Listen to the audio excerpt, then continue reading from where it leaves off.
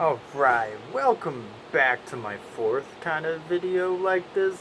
The first one was on Breath of the Wild 2, because I'm really excited for that one. The second one was on E3, I'm pretty sure, and then the third one was on Kingdom Hearts 3 complaints and issues, slash some things I really enjoyed about the game. So now we're on to the fourth one, another controversial, semi-controversial topic, aside from E3 and Kingdom Hearts 3, is Pokemon Sword and Shield. There's there's a lot of hate going on around this game right now, and some of it's understandable, some of it, a lot of it isn't. But honestly, this whole video isn't going to be about that controversy. This is going to be stuff that I've seen so far that I like and I don't like, and stuff that I want and wish. Similar to the Breath of the Wild video, it's going to be mostly positive. I have no issues with what they're doing with Sword and Shield right now. So, first off, I'm going to just start off by saying I'm going to get Sword. I mentioned this before in the last video, the E3 one, I think. But yeah, my brother-in-law already pre-ordered Shield, so I'm getting Sword. And funny story about that, when he went to go pre-order Pokemon Shield, GameStop kept shoving the bundle in his face. Do you mean both? Do you want Sword and Shield? No, you just want Shield. Give him Shield. Which is why when I eventually go to pre-order that game, Link's Awakening and Animal Crossing maybe, if it's even available for pre-order right now, when I get to Pokemon, I can just be like, my brother-in-law was already pre-ordered Shield, so I just want Sword. Let me out of here. All three stars look okay as of right now. Sobble, Grookey, and Scorbunny. I mean, Sobble definitely looks the worst out of the three. Grookey looks the most generic out of the three, and Scorbunny kind of looks like the most promising one of the three. My only thing is that hopefully none of them are hopefully none of them are fighting types. I'm so sick of starter fighting types. There are 4 of them out of 8 main generations, and 3 of the 4 are fire types. And of course, then you have Chestnut, who's grass fighting, which was a giant slap in the face because Chespin was the grass dark type, and I was like, I'm getting a grass dark type this generation. No, because then Quilden was grass, and then Chestnut was grass fighting. I'm like, where did that transition come from, and why? I am so mad right now. But I get it, using Pound and blah blah blah. Doesn't make the disappointment from Chespin to Chestnut any less. If you like him, good for you. I'm glad somebody likes Chestnut. Yeah, I already went to the fighting type, The Alright, so I'm just gonna skip this point because there's another giant point I wrote down. Okay, so the wild area. A lot of people are. It's just no way to get around it. The 3. Okay, so I watched a video not too long ago of Man JTV. I don't know if that's pronounced or not. It better be.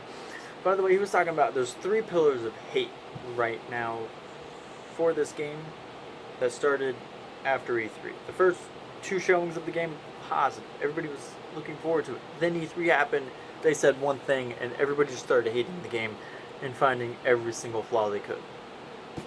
The first one was Dexit. Well, that's what he called it. I actually kind of like that. It's topical with Brexit, but Dexit. No national Dex. That does not bother me. It does not have an issue with me because I am not a competitive player. I do not do competitive play. If one of my favorite Pokemon in the game isn't there, I don't care. There's still hundreds of Pokemon to choose from. Like, there being no national Dex doesn't affect me because I've only ever used Pokemon that were in that game to begin with. I've never traded a Pokemon into that game to use on my team. I only post game after that just to keep it updated.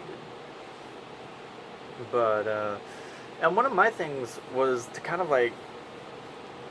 work on to satiate those people would be a new Pokemon Stadium game where they keep it updated, statuses and all of that, making sure every single Pokemon is in the game, and like make more unique moves to all that stuff, and just make it like a competitive Pokemon game, where you can have your normal Pokemon gyms for the story and whatnot, the new regions and everything, and then you can have Pokemon Stadium off to the side, available to have all the Pokemon, because you don't have to work on too much environment, too much of this, too much of that. You can focus just on the Pokemon and the stadium, and just focus on the competitive battling aspect of it, and leave the fun story stuff to the actual Pokemon games.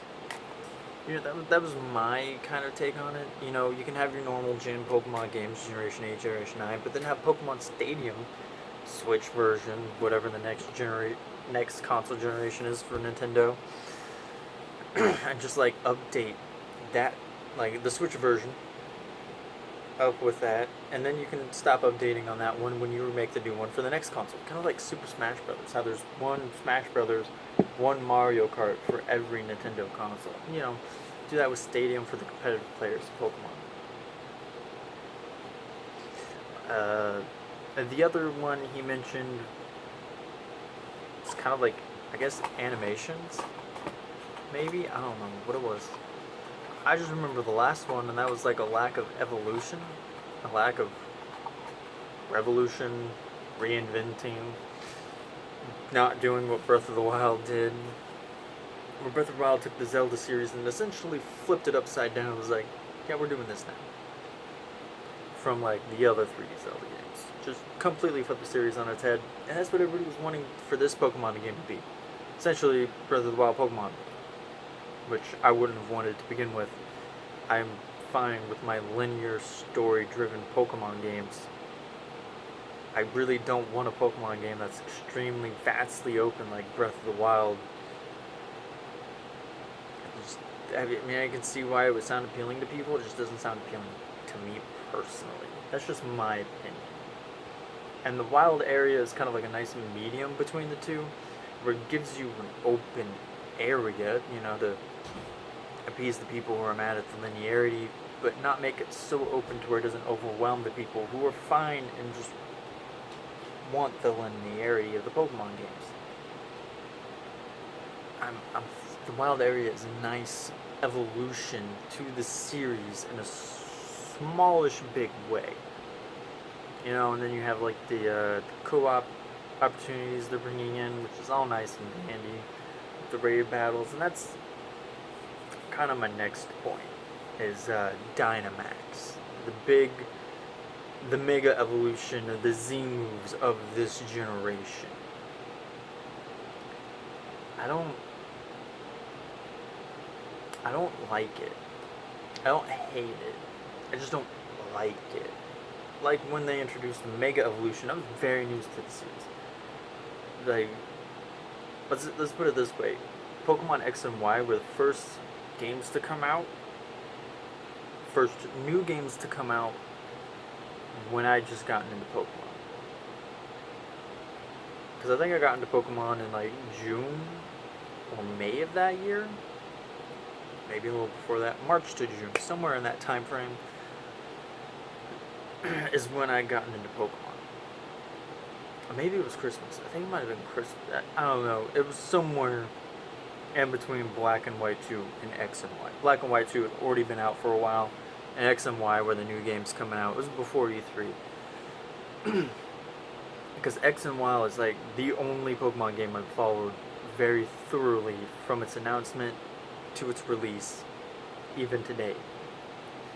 I didn't follow Sun and Moon all that much, or Pokemon Let's Go Pikachu and Eevee all that much. But Miss Sword and Shield, I might be following it a little more than those games, but probably not to the extent I did X and Y, because I was just so new to the series, so fresh to the series. I started with Soul Silver, then I bought Black 2, and then X and Y. But X and Y were the first new Pokemon games to come out since I became a Pokemon fan. So Mega Evolutions were new to the series in general, but so was I. I'd only played 2 games prior to this, so I was more understanding of them. I guess you could say more accepting of them. And I actually really like Mega Evolutions, and I actually really like Z moves too. They just Megas look cooler, Z moves are flashier, they look fun, and they didn't seem too overpowered. But with Dynamaxing, you just make the Pokemon a lot bigger, and they kind of look uglier. You put an aura around them, and they're extremely overpowered.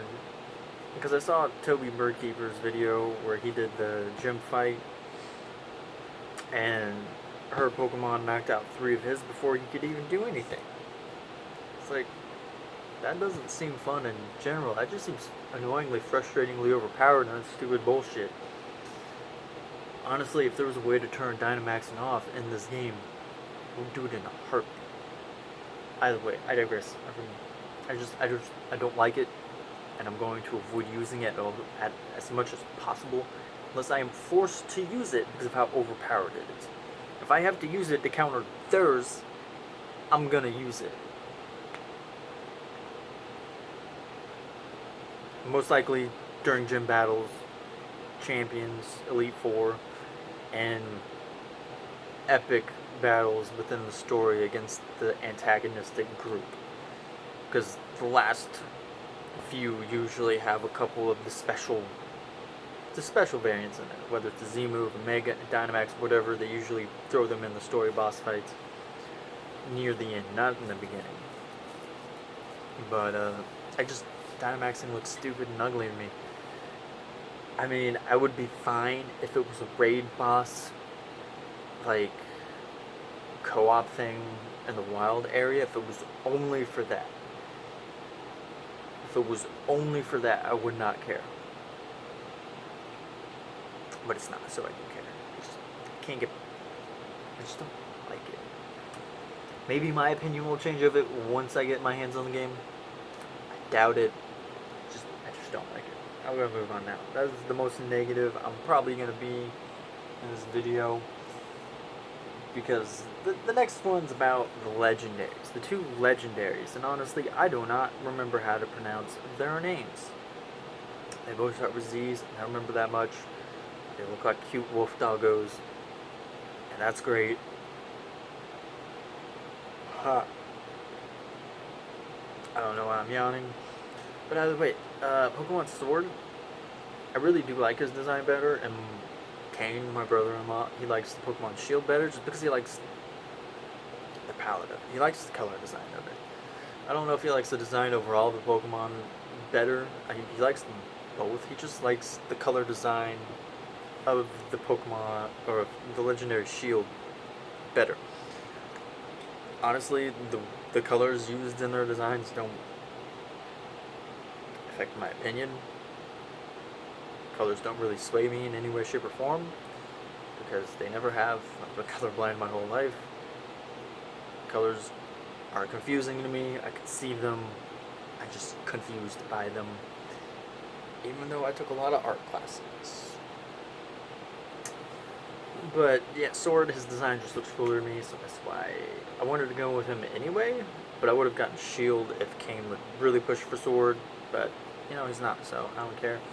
And the 3rd legendary, I hope it's nothing to do with a wolf. I hope it is a flying creature, and I hope it is really cool looking, but I do not want another wolf legendary. I do not want the main legendaries of this game to be a trio, akin to the birds or the dogs, because trio legendaries seem to be side, not main, but side. You know what I'm saying? The only ones I can think of off the top of my head are Gen 3 and Gen 4. Kinda Gen 5. If you put Kyurem in there. Zekrom, Reshiram, Kyurem, Giratina, Palkia, Dialga, Groudon. Oh man, Rayquaza. I cannot remember the water legendary from Gen 3 at all, because I never cared. I got Omega Ruby. But my point is, they both look cool. You know, I'm excited to see what the third legendary is gonna look like. I hope it's not a wolf. I want it to be a flying creature. I don't care what kind of flying creature, whether it's a bird, dragon, whatever. I don't care. I just want it to fly. Gala Region looks good. I like I like the way it looks. I like what I've seen so far. It looks nice and just it looks fun to explore, and I can't wait to see more on it. The rival and the champion. The rival we know of and champion and how they're connected, because the rival we know about, Hop, is the little brother of Leon the champion. And so I'd like to see some interaction between the two, more like a story kind of between the two on a better scale than Hua did with his grandfather, because that was kind of done after the first trial, but whatever. But they look good, and if there's more than just Hop, like they alluded there being more than one rival, whether it's 2 or 3 or 4. I just hope they don't add so many rivals that they get lost in the shuffle like it did with X and Y.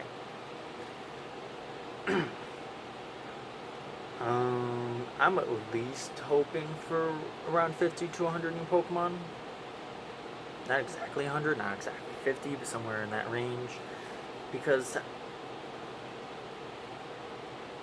any less than 50 would be kind of underwhelming. But any more than 100 would be overkill, in my opinion.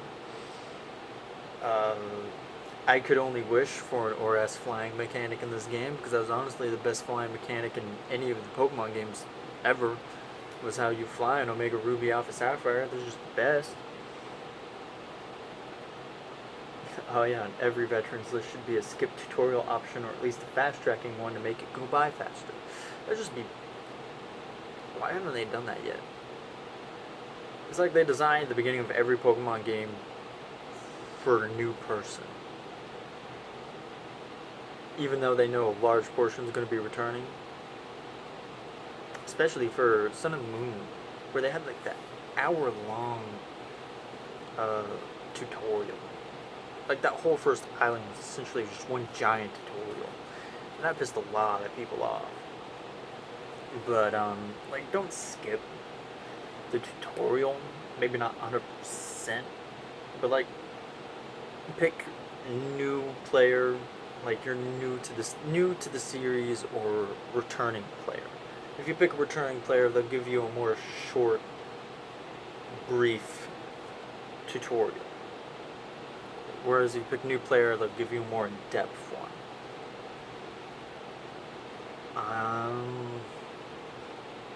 Of course, you know, a better customization would always be welcome, whether it's with the characters, like the facial features, but like a standard RPG create a character thing. That'd be great. But it's Pokemon, so a more simplistic version of that would be better, like kind of a more advanced me thing. Their clothing options have always been nice, but really basic. It would be nice if they would like widen that a bit more, because that'd be great. It's just wishful thinking, again, like with the flying mechanic. And I remember the other thing that he always mentioned was, would Sword and Shield be bad because it kept the status quo we have come to expect from the series? No, it'll just be a better version of what we've already played, with a sort of evolution seeds planted in there. You know what I'm saying?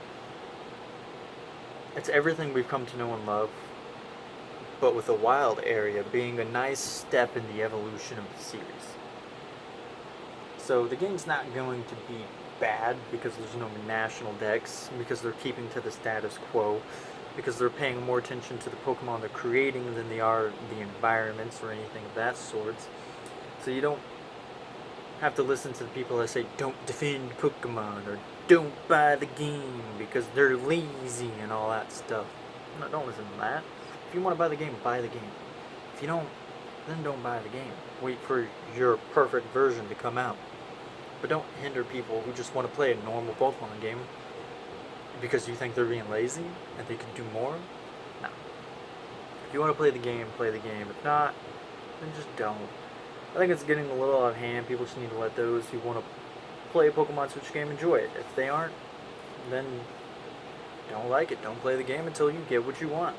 Until then, stopping others from enjoying what they want. See me, I'm looking forward to this game.